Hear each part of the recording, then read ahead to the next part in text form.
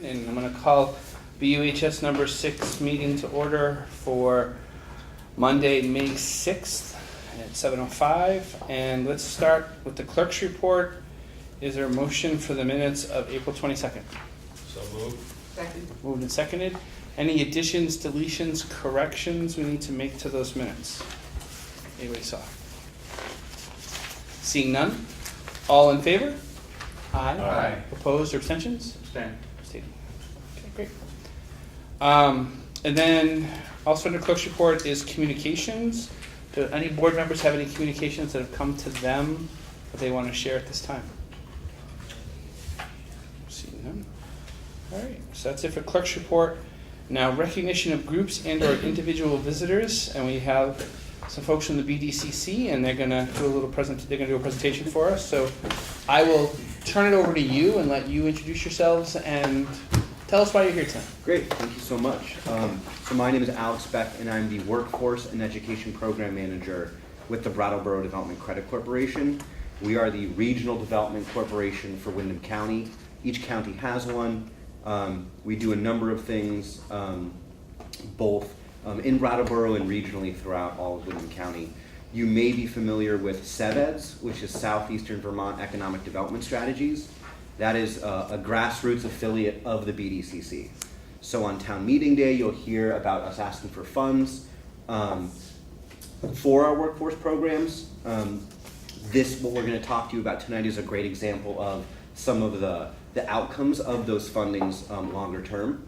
And what we'll talk about is what we're calling the Pipelines and Pathways program. It's a program that we've been working on for over 3 years, really.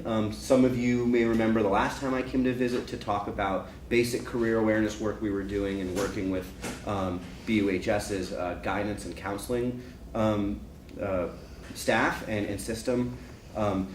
Leaning into those relationships and really learning more about Act 77, we see it as a great opportunity to provide relevant, empowering career awareness opportunities and career education opportunities for all students in Windham County. So what we did with some of that SEVEDS workforce funding that they talk about every year is we applied to a number of different grants and received funding for a 4-year research pilot project that we call Pipelines and Pathways. Employers talk all about employment pipelines, and educators in Act 77 talks about career pathways. And we were noticing employers and educators were missing each other in the middle. So we call this program Pipelines and Pathways. It's something that everyone can kind of understand. What it is really two separate things. One is hopefully a unifying initiative around career education for all of the high schools in the county. So one thing we learned in the past year of working with all of our partners is each school does a lot of things really excellently, and I'll get to more on that in a second. But one thing that we're kind of missing as a region is a big picture about career education and what that means for our students and for our community and our economy. So part of this project is really unifying all of the schools under one understanding or framework. It's not one way of doing things. It's really, here's what we hope students are graduating with regardless of where they're coming from. And Christy will talk about the tools we're developing to share that. So part of that is raising awareness among students, teachers, and parents. And so what Christy will do in a second is go over what will be probably a parent resource that will accompany some student resources that we'll be delivering in the fall semester. So that's a really big picture. How are we making sure we're all rowing in the same direction, that students that attend this school in this district know about job opportunities in other districts? Are we all learning from the successes of the other schools? Because each school does things differently and they've all learned things differently. So that's one big thing is how can we share resources and share vision? What we're working specifically with the BUHS counseling system, as well as the the CTE Center is really based on the excellent programming that exists. So the number of opportunities, whether it's the new LNA or Healthcare Careers Program, dual enrollment or collegiate high school, there are all these really excellent, distinct opportunities that students have access to. And what our goal here, and it is unique, it is unique to Brattleboro students that have access to this, but really what we're working on is how do you draw that line? How does a student draw a line from one experience to the other in a way that is really meaningful to them, but also really empowering? So we don't use the word personalized learning plan because they look like so many different things, but that's really what we're talking about, is knowing what we know about the economy. How can we help students pick the right experiences while they're here to make sure they're reaching their goals? Many of these students suffer from a paradox of choice when it's scheduling time. Ooh, do I take this or do I take that? Which skills do I need to succeed? There's a lot of great competing programs, and so our focus just with Brattleboro is how can we make that an easier choice. So part of it is things we do with all students, like the Sophomore Summit, exposing them to the experiences really early, so they're thinking, I loved that panel, I loved speaking with that healthcare provider, I'm going to start in the health careers program, or that was nothing like what I thought it would be, I'm bailing and I need to change and I actually need to take math my senior year. So that's one of those big questions we're working on with BUHS, and it's changing. We work really closely with both the counseling staff, and Lyle Holiday sits on our advisory committee meeting, and our goal is to really, especially at this meeting, is to let you know what we're doing, provide opportunity for questions, and just provide an update so that as we find successes with the teams we're working on here, and you hear about them, whether they're in the Reformer, or we send out a press release, or we send out a fancy new brochure and a big poster that will be hung on in the guidance offices, you're not surprised. You're not saying, who are these people and what are they doing in our schools? So that's what we do with this program. I'd be happy to ask or answer any questions there, but quickly I'll pass these out while Christy talks. And this is the meat and potatoes of what we've done this past year. Hi, so this is my first meeting with you all. I'm Christy Bd, and I'm working very closely with Alex. I was hired in September, coming back from Boston after 17 years. I'm a Whitingham girl, so it's back to my old roots here. I've had a great reception within all of the Windham County high schools, and working really closely with the guidance team here in Brattleboro to kind of identify places where there's a need, where we could support some of the great programs that are already taking place here. So one of the things that we developed at BDCC is a scope and sequence of career awareness and preparedness, which is what you kind of see in front of you. This is just a mock-up, we're still working on it, but essentially what it does is it covers levels of proficiency within self-discovery, career exploration and preparedness, and then academic and career planning. So we have 3 separate levels that you can reach. And I'm just going to give you some examples of some of those things within that. So for example, in self-discovery within your first level, you might be doing things like defining and exploring your dreams, passions, interests, aptitudes, and skills. And that we see as probably in 9th grade, but it could happen earlier than that depending on which school. And that's a fantastic place to begin, because a lot of times I think we don't really tap into that at a young age and ask kids, well, what do you actually like to do? What are you passionate about? And then guiding them toward, okay, well, how does that connect to a career? So that's the first level with that self-discovery. And there's several more things under there, but I'm just throwing out some examples. So at level 2, learning about and practicing 21st century skills. So things like Professionalism might be something that would be covered in that. I'll talk a little more about specific classes that we hope to provide next year. In the third level, which is around 11th and 12th grade, we might provide something around mindfulness training and how to stay calm as you prepare for an interview. And of course, those skills transfer to life as well. Under the career exploration and preparedness piece, we might introduce career clusters at the very first level and then connect those to actual jobs that are available here in Windham County. The next level, we might do things like introduction to resume and cover letters, and finally preparing students for interviews. So we might do mock interviews. And then the academic and career planning is kind of then taking all that information and figuring out, okay, well, here's the path that I'd like to take. This is what I'm interested in. How do I get there? What classes do I need to take to get to that point? Because sometimes what I'm hearing is that, a student will get all the way to their senior year and have their heart set on something, nursing, and they haven't taken the appropriate math class to actually get them there, right? So we're trying to get to them early and keep revisiting the topic often so that it just becomes part of their regular day, rather than something that's relegated to one big moment. Like the Sophomore Summit is fantastic, right? We do the Sophomore Summit every year, but we want to do things like that more often. Yeah. So within this, obviously, we have about 4 years that we're developing this program. And really, we're thinking of it as kind of a shift in culture around career awareness and preparedness. So it's going to take a little bit of time. But next year, we plan to launch several events at each of the Windham County schools.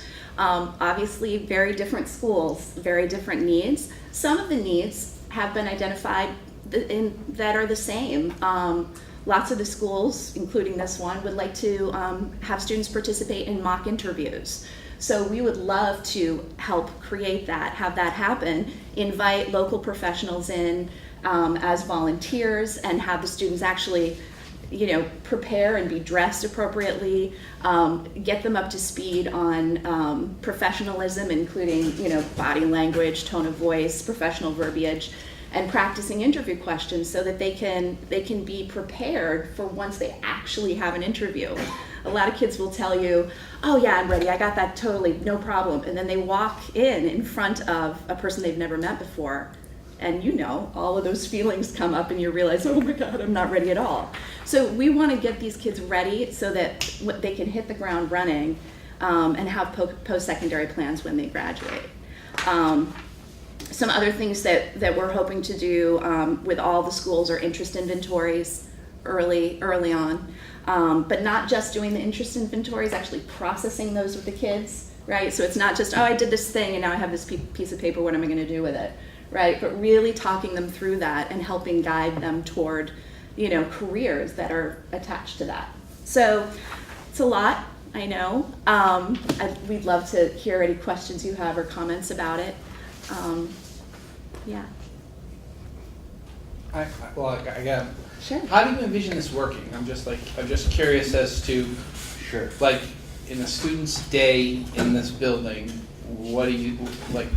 Explain to me how that would look. Yep. Yeah, so luckily we are working really closely with the counseling department, and they have a better beat on where students are at any given time than most, I think.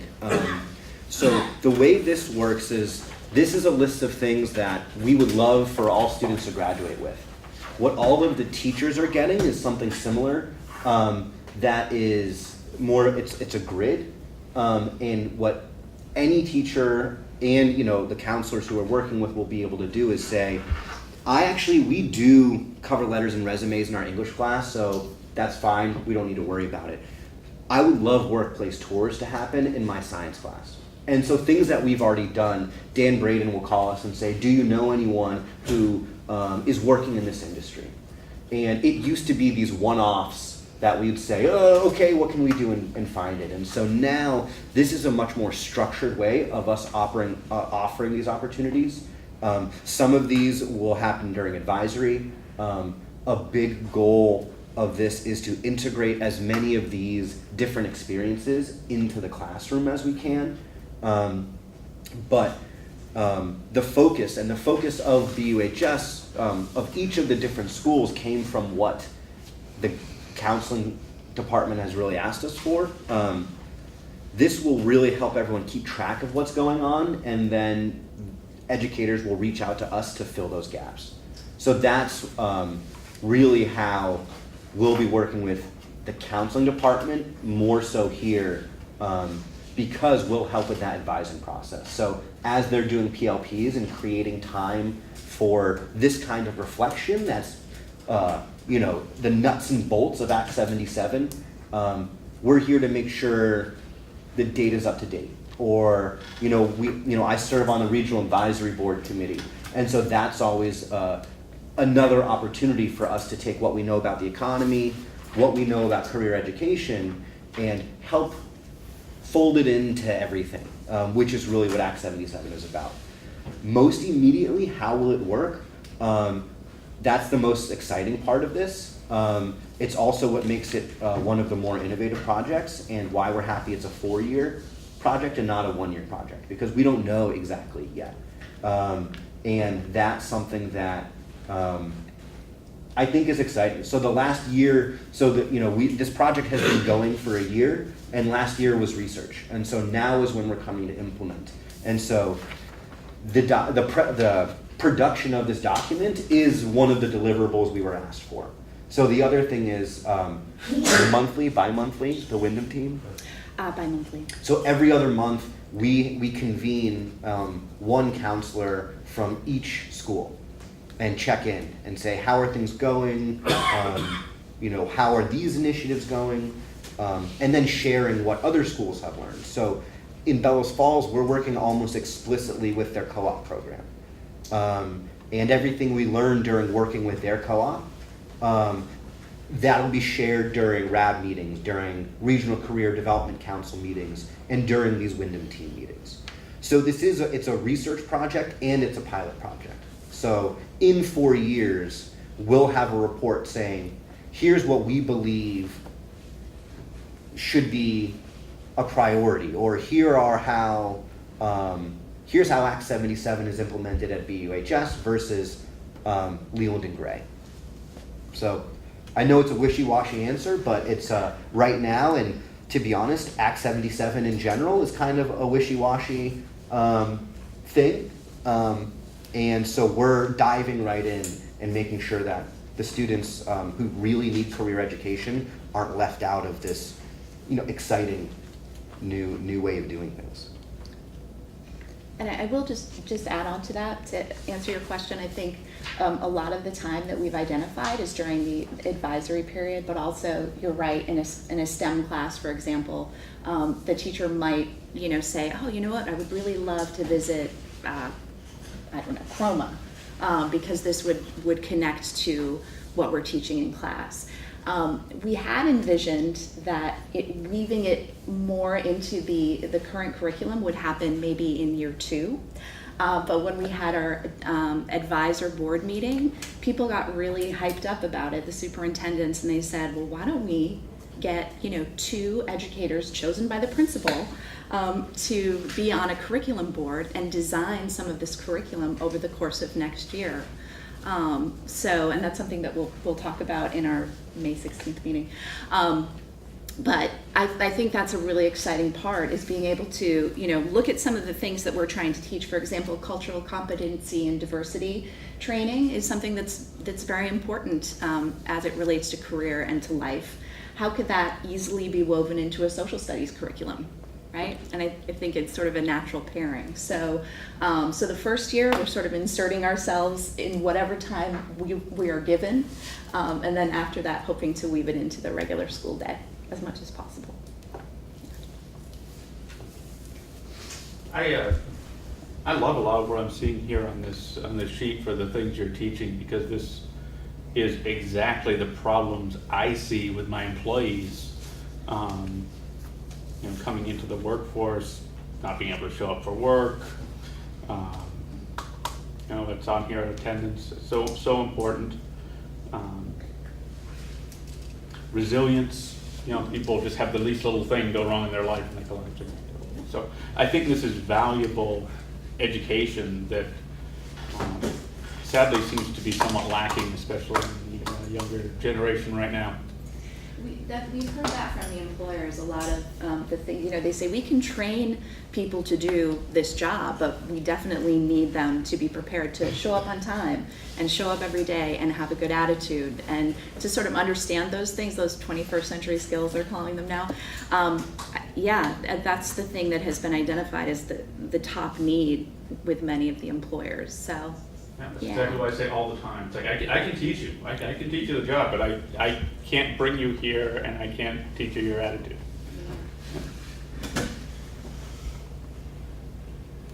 Any other questions? Got a comment. My name's Gus Williams. I actually am in the STEM Academy with Mr. Braden. And I've just seen a lot of this right into the curriculum, and working with Amy Anthony in the Career Center for Manufacturing and Engineering. Every couple of weeks we have a 21st century grade into our grade book. So I just want to comment on that. I think so far what I've been doing with the STEM Academy, it's been working really well. So That's fantastic. Yeah, and these things are happening a lot, particularly at this school. We just want to make sure that every kid is getting it, no matter what courses they're taking, and not just within this school, but all of Windham County, because ultimately, our economies are totally, dependent on each other. So, we're just trying to lift up the county as a whole. And one thing also, I appreciate that. One thing I want to make clear is we're doing some of this training ourselves, and some of this is absolutely already being done. And that's one thing we definitely want to make clear, is that this is as much supporting what's already working really well, training of trainers, as it is helping fill the gaps. There are more great programs than there are gaps to fill, and that's a lucky part of the work we do. So it's, professors like Dan Braden who call me, some people I need to call and say, when are we going to do this field trip? When are we going to do this field trip? But there's also teachers, excellent teachers, who call me and say, what can we do next? And so that is the give and take that we really appreciate, I think, about working here. I was just wondering, you had mentioned it's a 4-year program, and you're sort of approaching the end of your first year, is that right? So this is a rollout, I believe it's the first time you've been to this board, is that correct? Yeah. So it's, we're hoping for, in terms of implementation, it's going to be 4 years.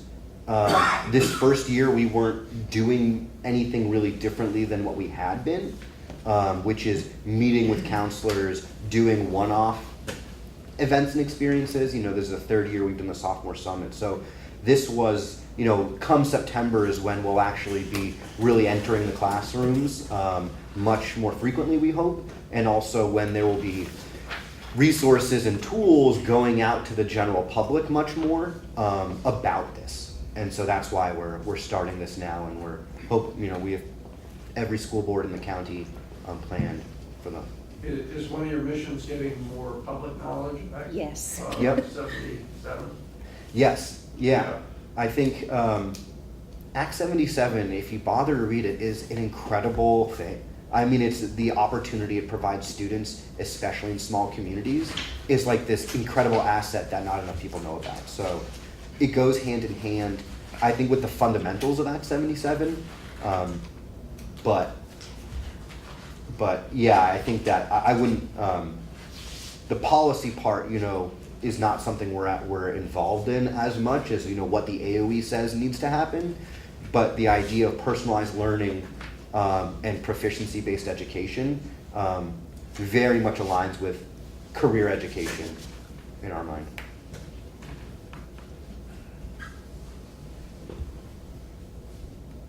Great. Any other questions? All right, excellent. Thank you for your time. Thanks so much for having us. And you can see, you'll see another thing from us before September about more of the workforce stuff we're doing and why we're doing it. So if you get a letter, a mailing from us before fall, open it, read it, and reach out to us with any questions. Great. Yeah. Thanks again. Yes, thanks. Thanks. Thank you. Oh, one more question. Your online presence, what would that be under? BrattleboroDevelopment.com. Okay. And on social media and all of that fun stuff as well. Excellent. Thank you. Thanks, everyone. Thank you. Thank you. Great. All right, so let's move into consent agenda. Is there a motion? So moved. Been seconded to enter consent agenda, and let's start with finance, building, and transportation. Okay, Finance, Building, and Transportation met on April 25th, and we approved quite a slew of warrants here and payrolls. I'll go through them as quickly as I can. Warrants from March 18th, numbers 1179 through 82, 1185 through 1190, in the amount of $445,316.64. Warrants from April 1st, numbers 1191 through 1193, 1195 and 6, and 1198 through 1202, in the amount of $265,771.43. Warrants from April 15th, numbers 1204 through 1207, and 1210 through 1213, in the total of $167,971.97. In addition, these are 3 payrolls that have been approved and I think didn't just make the last sheet. But they're from March 1st, $514,651.27. March 15th, $517,235.38. And March 29th, $447,284.90. The main meat of our meeting that morning was to talk about a timeline for the campus improvement project approvals and tying it in with the budget vote that we'll be having. So our plan is to have 2 public opportunities, first being our May 20th board meeting, where we will review the rationale for our proposal and answer questions and so forth. There will be a second bite at the apple, if you will, on June 3rd, which will also be in preceding the regular, both of these will be preceding a regular board meeting. And then on the 12th is the special district meeting, and that would be for the electorate to consider the Articles 1 and 2, 1 being the budget that we have already approved as a board here, public approval of that, and our synthetic turf program. And our next meeting to plan for the public meeting is coming up here on May 14th, which would be a week from Tuesday. Yeah, a week from Wednesday, I'm sorry. That's it for finance. Great. And later on, under new business, we're going to approve those actual 2 warnings that Bob just mentioned, so we'll have to do that under new business. So the May 5th or the May 20th, we'll touch up on the subject of the turf field. Yeah, it's an information session basically Okay. for the public and Got it. for the viewers at home and anybody who might come around 2 topics, the budget and the turf field. Okay. All right. So WSESU finance. Has not met. We will be meeting next on Thursday, May 23rd at 5:30, followed by a full SU meeting. So we'll have one more meeting here, I believe, because we're meeting on the 20th, so we can double check and make sure everybody, at least the 3 voting reps will be there. Excellent, thank you. Planning and policy. Has not met. TCC. We met at 6 o'clock today. Most of the time was spent with a presentation by Lindsay Levesque looking at her course on the Holocaust and genocide. And it was a really fascinating, about 45 minutes I think we spent on it, talking about the format, the content, different aspects of it. A couple of things that I'll note is one, that it is a collegiate high school course, and so you get college credit for it. And we asked, is it a different sort of course, and it very different. Besides being a seminar style, that it more independent research, a lot of more reading, more writing, not tests and quizzes where you just check to make sure everybody does something that you sort of assume. And I mean, in teaching college myself, I know that if they haven't done the reading, haven't done it, it comes through. So it's treating, just sort of trusting the students and expecting them to do the work. And so it's a different sort of feel, and a lot more independent work than maybe takes place in other courses where they choose a lot of their papers and research. And it was a fascinating presentation, and she viewed it as giving tools to students to do things in the future. And I could go on, but I'll try to stop on that. Then we touched briefly at the end, and we'll continue this with another TCC meeting. I don't know if we can do it before the next meeting. I don't know how we're coordinating with other things, but to talk about trying to carve out some time for teachers to get together, to collaborate, to figure things out. There are a lot of changes going on in grading systems. There are the trauma-informed classroom, another protocol probably isn't the right word, but a technique, a method of dealing with different sorts of issues that may come up in the classroom, and working it in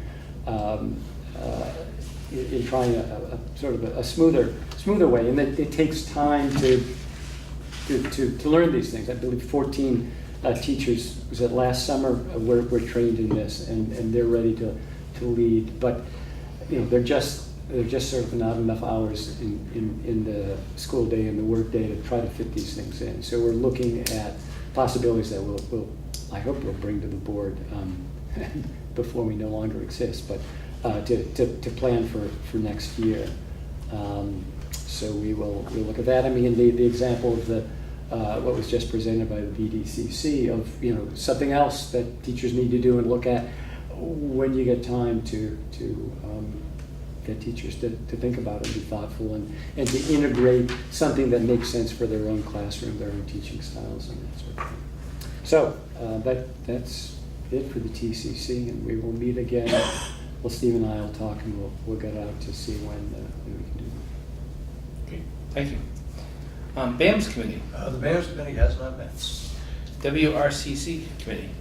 WRCC committee has not met, but I realized I missed something in the finance report. So before we leave consent, if I could get a couple more seconds.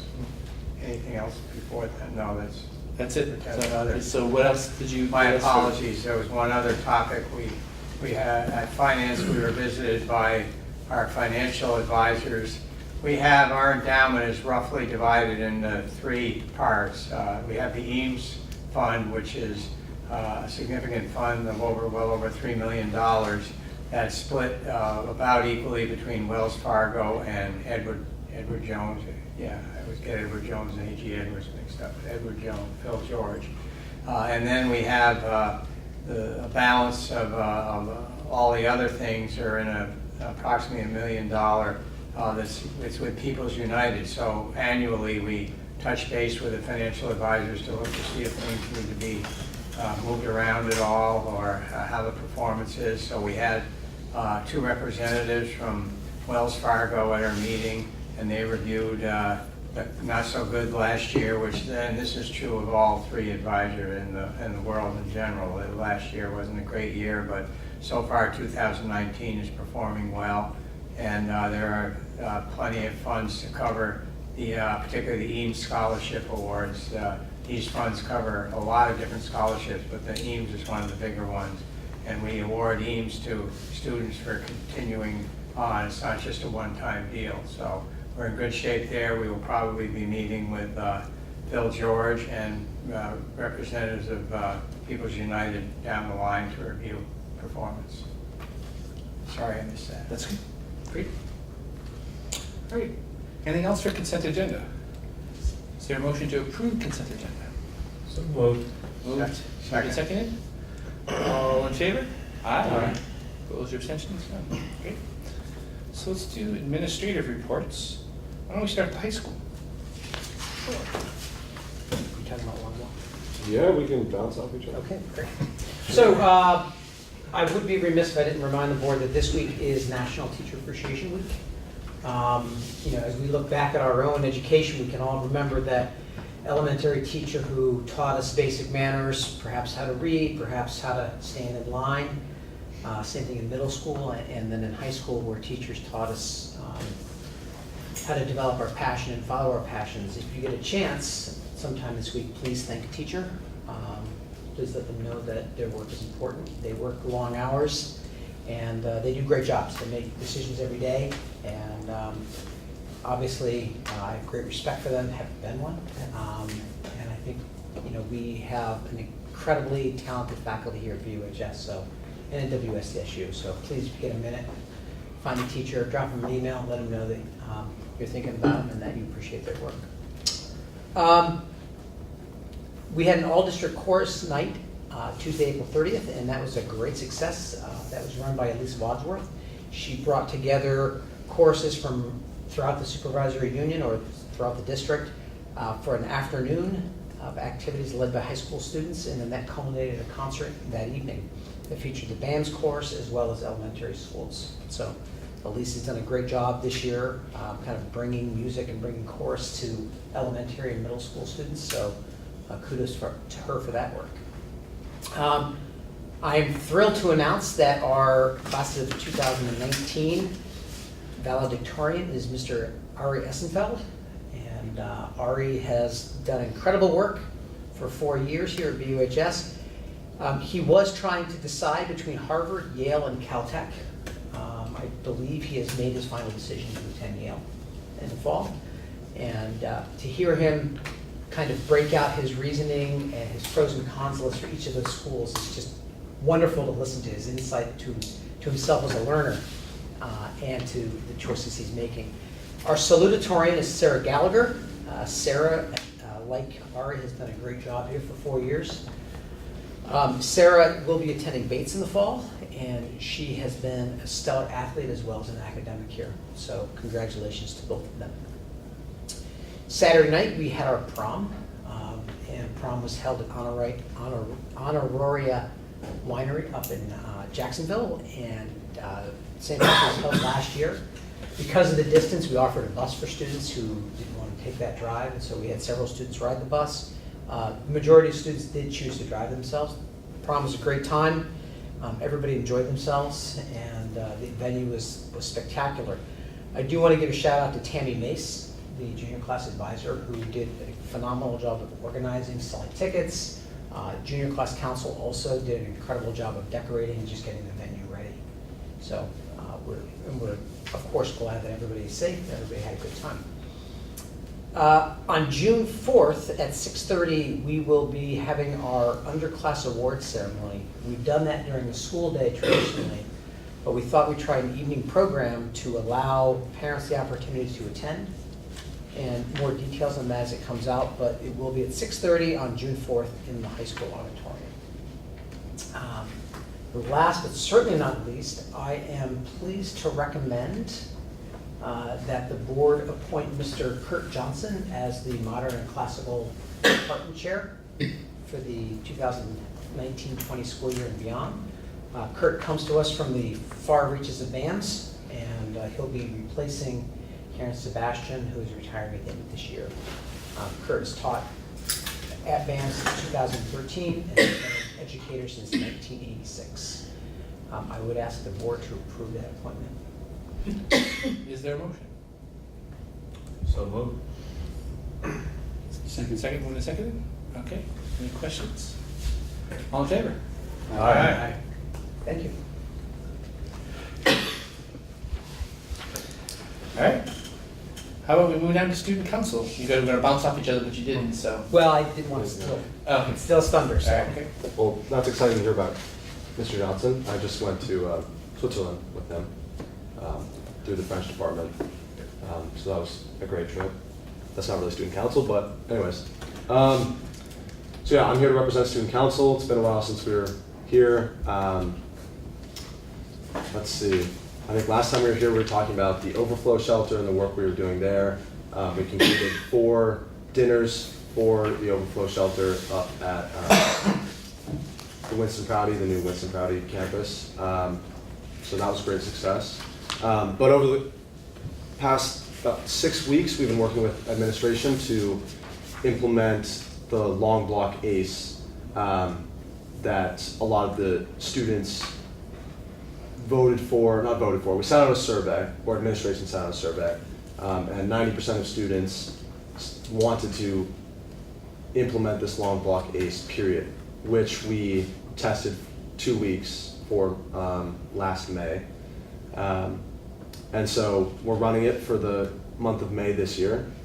It's a 70-minute period between second block and third block. So the lunches are included, and it's a 2-part, so 1 lunch, then you can study, or you could have both free, or today I was actually filled up for both, but it's a period for students to find enriching opportunities to be outside. Today was a great opportunity to be around on the track, kids at the wall with lacrosse sticks, frisbees, but also time to mentor, tutor kids.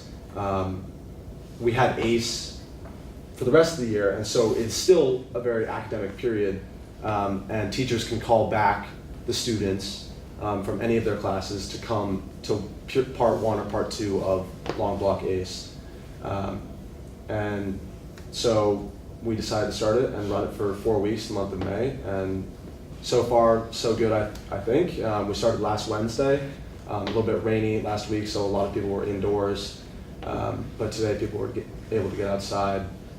Let's see, we have staff and teachers signed up to run certain events during this long block ACE period. We have teachers running yoga, teachers running SAT prep classes, board game periods, pottery. The librarians have the library open to study. And of course, like ACE and the normal schedule that we had for the rest of the year, teachers can still call back their students and have it be a very hardworking academic period. So student council's been working on that, and yeah, it's in the making right now, so functioning pretty well as far as I know. Yep. And student council also did Yeah. do outreach last week, and they met with 9th and 10th graders, Oh, that's 11th good, and yeah. 12th graders. And they did a phenomenal presentation and talked to students about the expectation. They talked about what the challenges would be, they talked about the benefit, and so I can't say enough about the work they did there as well. So they did a nice job presenting that. Yeah, so 2 different days we held 9th and 10th assembly, and then 11th and 12th grade assembly. And we thought it would be best coming from student to student as a student council. And I think it was new to a lot of the student body that there's a student council, and we're working really hard to be this bridge between the student voice and administration. So it just pretty much covered the schedule, what was going to be happening, asked everyone to be on their best behavior, responsible in the hall, to be where they're supposed to be. So that's the plan for the rest of May. And that's about it from us. Any questions? Will that continue to the end of the school year? So there's talks about it maybe, but we're also thinking about switching it back for the last 2 or 3 weeks right before finals. So we'll see. That's about as much as I can give you right now. Right. So, Great, thank you. sure. Why don't we go to bands? All right. Hi, everyone. Approaching our busiest time of the year. a lot happening and looking at the schedule. We had, Friday was Diversity Day in the SU, and the theme this year was Voices of the People. So we had what turned out to be what I thought, a really nice diversity day. 8th grade students were creating projects, Voices of the People, and they selected figures, public figures that they researched, and Martin Luther King and people like that, and then created projects around how their voices influenced others. And the social studies teachers kind of prepared them and did that work. And then on Diversity Day, we set up rotations where the students went around and viewed the other projects in different classrooms, and then had to kind of fill out essentially a form for each project around what they learned about each person or topic. So that was really successful. And then we had a presenter named Taina Asili, and she is a activist, musician, worldwide, nationally. It was organized by Michaela Sims, diversity coordinator, and this year's presentation was really fantastic. Great music, kids really enjoyed it, and it is a very uplifting message. So really successful day. Friday, we are saddened to lose Mr. Johnson, but he's one of our best teachers, and the high school is getting a great teacher. I'll be announcing that soon to our staff. We are doing first round of music interviews, band teachers, tomorrow and Wednesday, and we have some great candidates for that. So excited about that. May 10th, we get an honors lunch. Student leadership puts that on, and I don't know if it's a lunch. It's during lunch. We've been getting donations for desserts the last quarter, so this will be our last one of the year. Student leadership does a great job putting that together. Our Pops concert coming up on May 16th. Last week there was the SU-wide district chorus festival. Quick concert, but a great day. Lise Wadsworth put that together, our chorus teacher, along with a lot of her colleagues, and elementary kids came and mentored with some of the high school chorus students and middle school choruses, and then they put together a concert that night. Let's see, May 17th, a Friday, Junie Pereira's our parent liaison, and Junie's been working after talking with parents, and it's in a way it's building off what Alex and Christy were talking about. They're putting together career day presentations, and they got parents who were parents of BAM students who are interested in coming in, sharing what they do for career with students, trying to get them to think long term. And so Junie's setting that up with the core teachers, and the kids will be rotating around, and actually the kids will be in classrooms, and we'll move the adults to classrooms, so we're not doing a ton of transitions, but the adults will be presenting career topics to kids, so we're looking forward to that. And last but not least, ready to begin SBAC testing, the Smarter Balance testing. I think it's week of May 14th, 15th is English Language Arts, and the following week, 21st, 22nd, math, and then we have 8th grade science the following week. So a lot of testing coming up at the end of the year, many other things. So that's all I have. Any questions? Yeah, quick question I had, and actually maybe it's for both of you on Diversity Day. Was there anything that, because in that gallery walk, Elliott Street was closed. Did the high school, was there any representation by the high school or BAMs there? We had some student groups there, but our focus was running workshops here all day long. So, yeah, over the years there've been various efforts, and Yeah. We didn't do, you know, in years past, we've done the big performance stage. We did not do we weren't asked to do that this year, so. Yeah, I'm not sure who organized it. I was on the Diversity Day committee the first few years where we closed Main Street, but Right. I don't know. Maybe when I left, no, I was not a mover and shaker. Great. Thank you. All right, Career Center. Good evening, board members. First of all, it's nice to hear people talk about careers besides myself, so thank you. On April 25th, our firefighting instructors Chuck Keir and Alex Morin, along with volunteers from the Brattleboro Fire Department, trained our firefighting students in class how to extract an injured individual from a totaled vehicle. So the students were able to use a variety of battery-operated and hydraulic tools to actually cut apart a vehicle to remove a dummy, an injured person in that. So all students took part in that, and it was great to see them. The fire department brought in a vehicle in the back of our TIC building. The students all used the battery-operated and hydraulic tools to cut apart the roof, remove the roof, use the jaws of life, pry the doors open and off, and remove the patient. So big shout out to the firefighting instructors Chuck Keir and Alex Morin, along with the Brattleboro Fire Department. So that was great for the kids. Did the patient make it? The patient made it, yes. The dummy survived. He's down the LNA program right now. And on May 1st, we had 5 members of our faculty and students participate in the Putney Central Schools Career Fair, what I mentioned that was going to be happening at the last board meeting.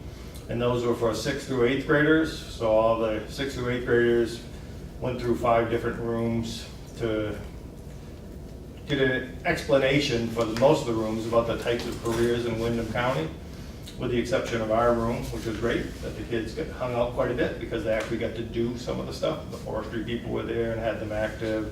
Automotive class had a wheel that they were changing. We had some STEM activities and 3D printers going. So there was a lot of variety of activities at the Career Center. I heard a lot of positive comments, so that went great. And I'll take a minute to read a letter that I just received this afternoon, which was great, from Guy Payne from Sion, Sustainable Energy Outreach Network. He says, "Dear Ray, all of us involved in Sion want to express our gratitude for the work that John DiMatteo has been doing to integrate the work of Sion into his construction architecture program. He has stayed late hosting the Building Science Guild meetings and training sessions, participated in our ongoing planning sessions of our High Performance Builder program, worked with program presenters in setting up experiments and mock-up displays, assisted students with learning construction methods for a vapor open airtight wall assembly, designed and will implement the test-out procedure for the core curriculum for incumbent carpenters, and finally is preparing to teach an evening program in the fall for entry-level carpenters. This is quite a list of engagement, and his work has been crucial to the development of Sion as an invaluable member of the residential building community in southeastern Vermont. John is a forward-thinking, extremely helpful, and open to assist the needs of Sion. We've never had a partner like this in the past, and I'm blessed to have a partner like John volunteering his time to ensure that we are building for the future. Please pass on the gratitude to Guy Payton." So, publicly recognize John doing a great job, as you've heard me talk about him earlier in the year. So it's nice that he's reaching out into our community also, as a number of our instructors are. And a couple of staff items that I'll mention. I'd like to inform the board that Josh Moise, our filmmaking instructor, has submitted his resignation, effective at the end of the school year. Josh has worked for the Career Center for 5 years and has accepted a position with Landmark College. I ask that the board accept the resignation of Josh Moise. Is there a motion? So moved. Moved. Second. With regret? With regret. Yeah. All right, all in favor? Aye. Okay. Okay, and also I'd like to ask the board to accept the appointment of Richard Thompson as the new manufacturing teacher at the Career Center. Richard has over 35 years of experience in the manufacturing field and is eager to share his knowledge with his students, with our students. So I'd like the board to ask the board to accept the appointment of Richard Thompson as the new manufacturing teacher. So moved. Then moved and seconded. All in favor? Aye. Aye. Okay, good. And finally, I'd like to ask the board to accept the appointment of Julia Lagasse Hazeltine as the new technical English teacher at the Career Center. Julia lives in Chesterfield, New Hampshire, and has a degree in English and secondary education from Keene State College, and actually did her student teaching at BUHS. So I'd like to ask the board to accept the appointment of Julia Lagasse Hazeltine as the new technical English teacher. So moved. Second. Moved and seconded? All in favor? Aye. Great. And that's all I have. We do have one other thing under Career Center, and I'll turn it over to you. Yeah, thanks, Vicky. So I'm here speaking for Lyle because she couldn't be here. As I'm sure many of you know, we've been trying to find a replacement as if he could be replaced for Ray. We met a number of times. We had a very shallow candidate pool. We chose to interview 3 of the candidates, and one immediately rose to the top and promptly withdrew his application. And we decided rather than going with the other 2, we would reopen the search, and we have received no new candidates. Nancy Weiss, who's the current special education director at the Career Center, has volunteered to act as interim for the year. She has the appropriate administrative certifications, and we will re-advertise in the fall. And in the meantime, Lyle has been in contact with Ray and with Paul Cohen to set up support and for Nancy's transition and the things that she would have to do when she first got here. So I would like to move that we offer the interim directorship of the Career Center to Nancy Weiss. So moved. Okay, is there any questions related to that from anybody? Will she retain her present responsibilities as well? No, we will be hiring a replacement, but said replacement will have the understanding that while they will still have a job, it might be adjusted within our system. So we're able to offer full-time regular employment, but if we get a new candidate, then Nancy will go back to her old job, and this replacement person we will find. We have positions that work open for a similar situation. If you needed a second, I don't know if there was. We had one. You did, oh, you did, okay. Any other questions for Ann about this? If you would clarify her last name, Nancy. Weiss, though I may be pronouncing it wrong, because I only pronounce these things in That's German. correct. W-I-E-S-E. Thank you. Problem. All right, thank you. Okay, since there's no other questions, all in favor? Aye. Opposed? No? Great, excellent. All right, so now we'll move on to unfinished business, which the only thing listed under unfinished business for us is Act 46 Transitional Board Update, and I will start with, I sent out, I think, to everybody after the Finance Committee meeting, Rick and I had a conversation about a calendar, and I sent that out. Hopefully that was helpful for folks, just to have people have dates. Not that all the dates were necessarily set in stone, or not that other things wouldn't be added, but that's where things were at that moment. So I wanted to make sure that everybody got that, just so that that was clear and hopefully helpful. And then the other thing, just for folks to be aware of, the transitional board, after the election on the 21st and the swearing in of the new unified board on the 22nd, has essentially done their work. So at the last transitional board meeting, the transitional board wanted to have another meeting. So we're meeting next Monday and next Thursday. So we're meeting next Monday at Oak Grove at 7 o'clock. 7 o'clock at Oak Grove on the 13th. So that's not on those calendars that I sent out because that just happened at last week's meeting. And then our last transitional board meeting will be on Thursday the 16th at 6 o'clock in Guilford. So that's the transitional board meeting plan. Rick, what time was the 13th Oak Grove? 7 o'clock. 7. Yeah. 6 o'clock on the Thursday. 6 o'clock on the Thursday, yeah. Thank you. Yep. And as far as the transitional board goes, and Sean and Ann can please jump in and help if I'm missing things. Rick's been at a lot of the meetings too.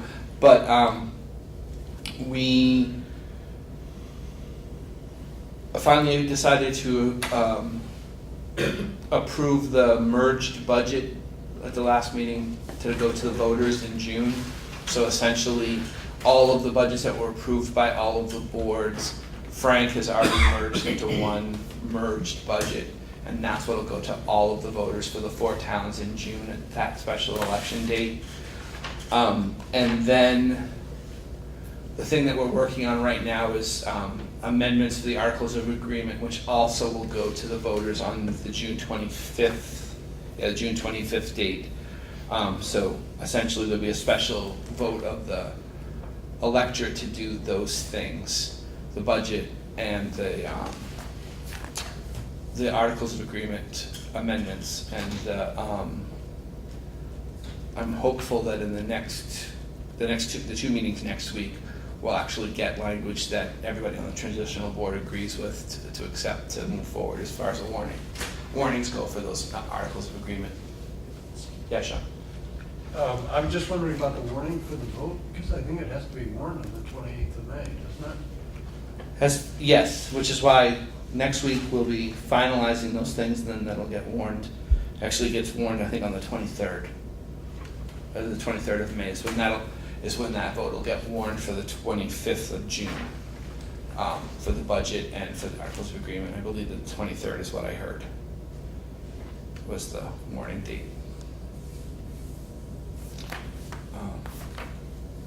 Other questions or thoughts, issues related to the transitional board and or Act 46 transition? Can you reiterate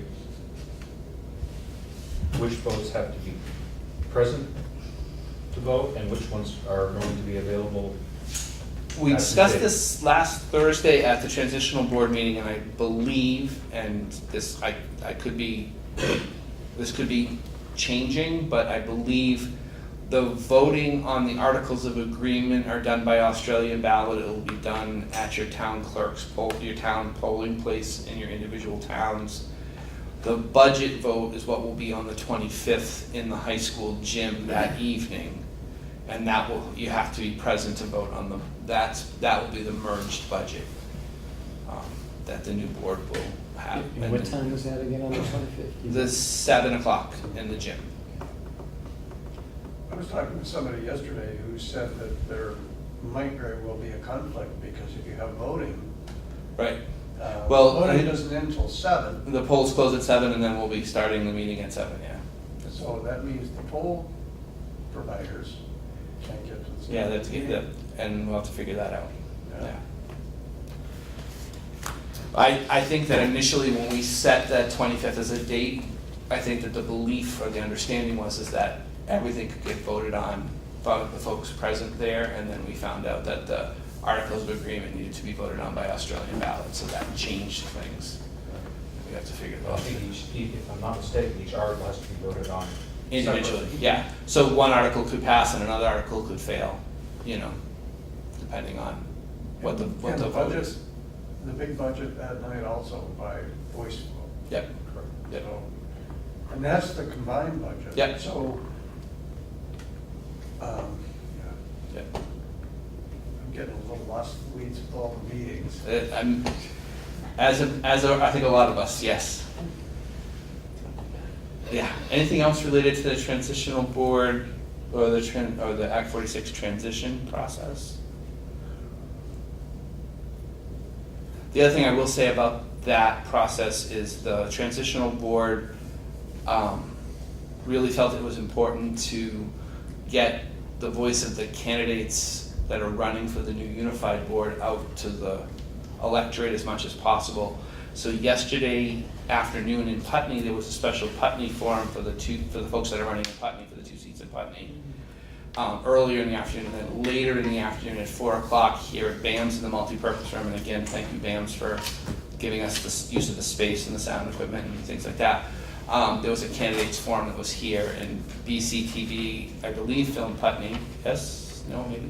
That was, no, probably, Okay. because wasn't a publicly sponsored thing, it belonged to Different group? the Okay. Putney Huddle, which is an activist group. Okay. Not I related. thought Jamie said that she was going to try and start a tape. Yeah. stream that version. Yeah, she's trying to get the folks from Putney to do like their 3-minute why you should vote for me kind of spiel. to be added in, because BCTV did film the candidates forum here at the BAMs yesterday afternoon from 4 to 6. So it was, each candidate did a 3-minute why they're running for the board essentially, and then took questions from the floor. And that, I think, went fairly well. It was there was a light turnout, about 15 or 16 people, not including the candidates. But everybody for both Brattleboro seats was there. Sean was there from Guilford as the only person on the ballot. There was talk of the write-in from Guilford for the other seat. And then both folks from Dummerston were also there. So as far as the candidates go, there was a fairly good, turnout of the candidates. And that was yesterday afternoon, and that BCTV is supposed to be done, and hopefully by tomorrow, they're projecting by sometime It's already tomorrow. posted. It's already posted? Yeah. Oh, well, that's fast. They were thinking by Tuesday, but so it's already done, that's great. So that candidate forum is up on BCTV and things like that, so that was great. And that was yesterday afternoon, so. Anything else related to Act 46 of the transitional board? Okay.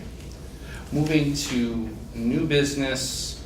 The only thing listed under new business is the warning articles. So Bob mentioned it a little bit under finance, and as we've talked about here a number of times, we wanted to have the electorate of BUHS number 6 approve a budget.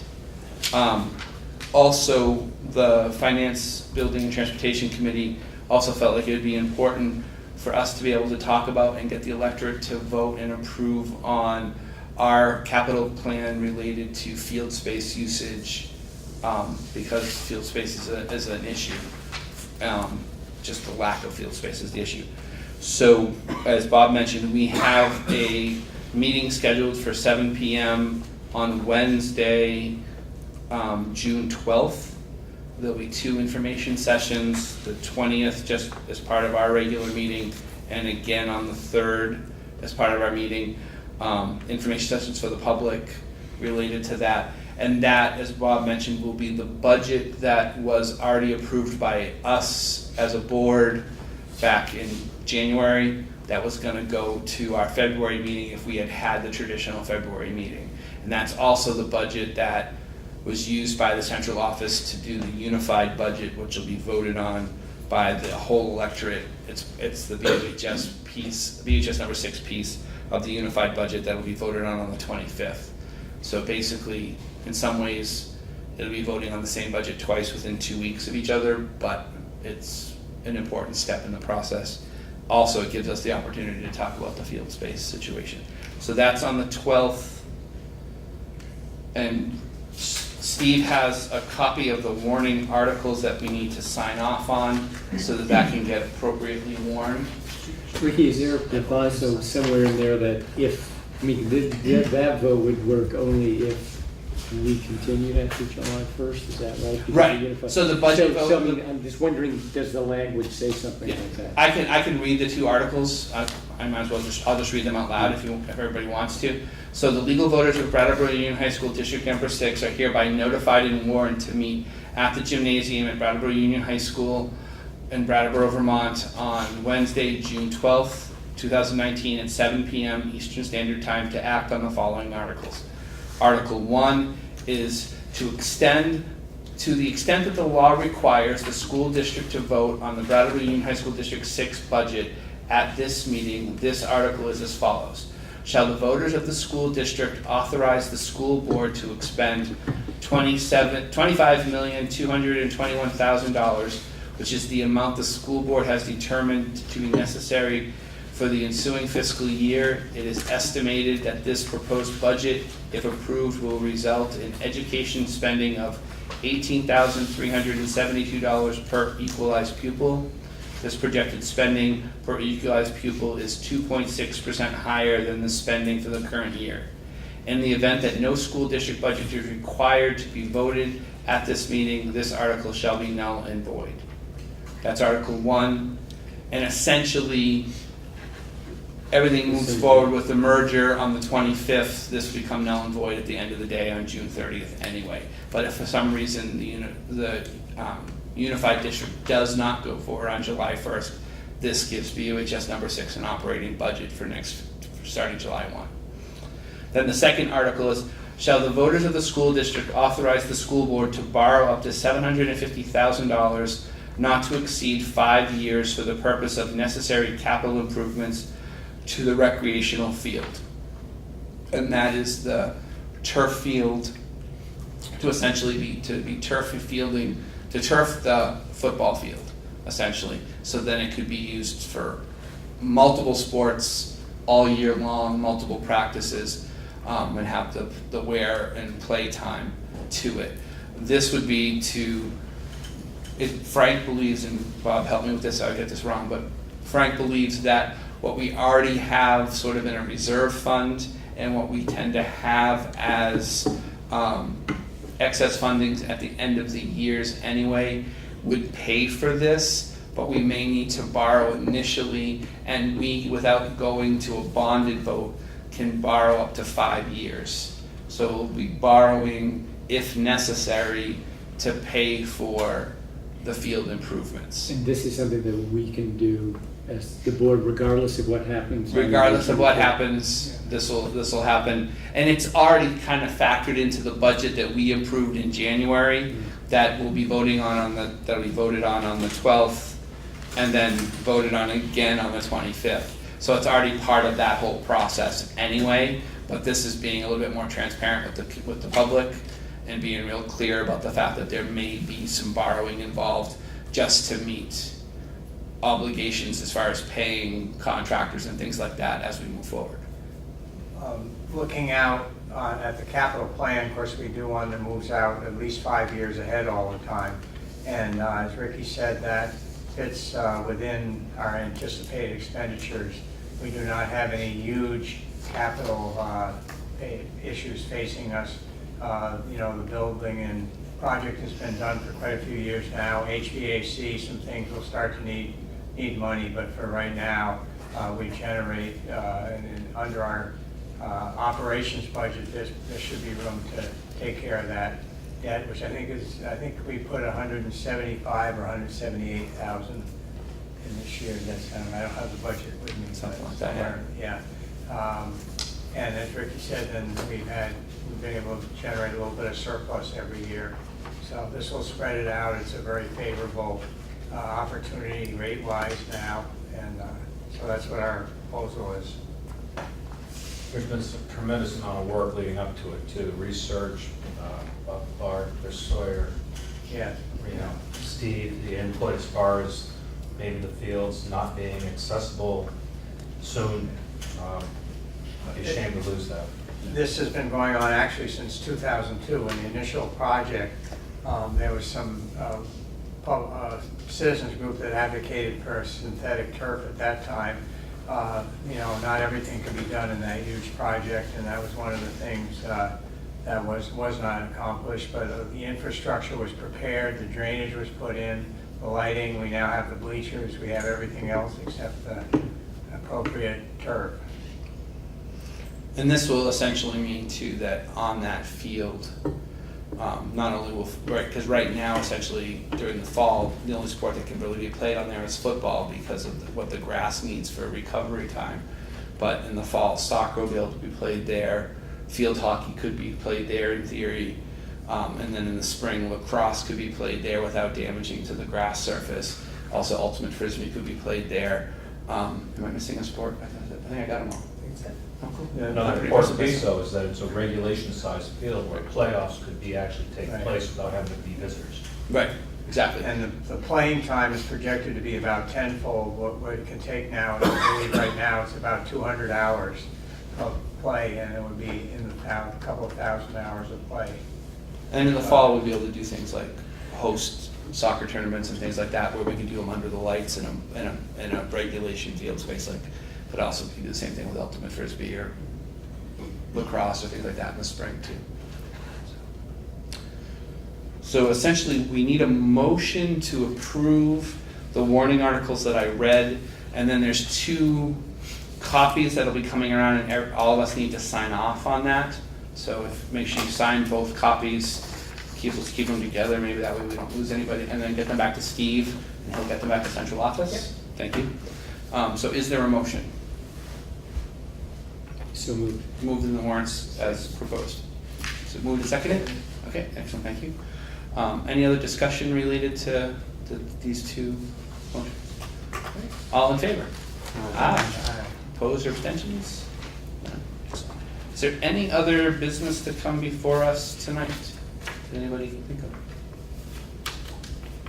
All right, see none? Mr. Chairman, Yes. there being no further business before this board, I move that we adjourn. Is there a second? Moved and seconded. All in favor? Aye. Thank you all so much. So if anybody's not doing anything on the 13th, you're welcome to come to Oak Grove at 7 o'clock at night. We'll be there. Transitional board. Or the 16th in Guilford.